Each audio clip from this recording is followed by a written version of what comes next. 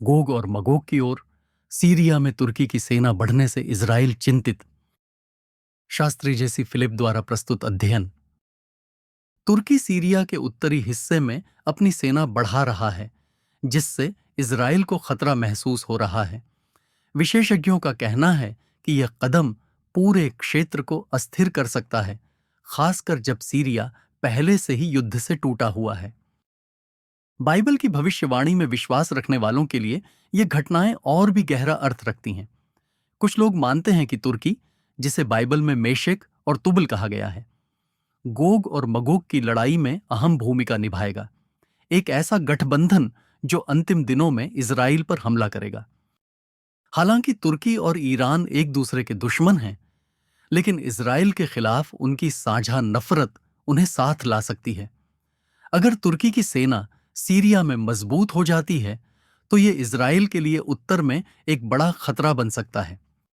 रूस भी इस मामले में शामिल है। सीरिया में रूस तुर्की और ईरान के साथ संबंध बनाए हुए हैं, जबकि इजराइल सतर्क नजर बनाए हुए हैं।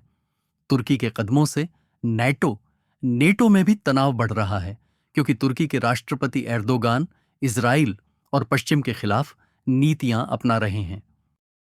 अमेरिका के सीरिया से हटने के बाद से वहां एक शक्ति का खालीपन आ गया है, जिसका फायदा तुर्की उठा रहा है। तुर्की सीरिया में कुर्द लड़ाकों के खिलाफ भी लड़ रहा है, जिससे इजराइल की सीमा के पास और अशांति फैल रही है। इजराइल ने साफ कर दिया है कि वह सीरिया में अपने दुश्मनों को मजबूत नहीं होने देगा। अगर तुर्की से खतरा बढ़ता है, तो इजराइल उस पर भी हमला कर सकता है, जैसा कि उसने ईरान और हिजबुल्लाह के खिलाफ किया है। क्या यह गोग और मगोग की लड़ाई की शुरुआत है? विशेषज्ञों के बीच इस पर बहस चल रही है, लेकिन तुर्की का बढ़ता प्रभाव, ईरान की आक्रामकता और पूरे क्षेत्र में अराजकता बाइबल की भविष्यवाणियों से मेल खाती दिख रही है। जैसे जैसे तनाव बढ़ रहा है, इजराइल पूरी सतर्कता से निगरानी कर रहा है। दुनिया देख रही है कि कैसे बाइबल की प्राचीन भविष्यवाणियां और आज की राजनीति गोग और मगोग की राह पर एक दूसरे से टकरा रही हैं।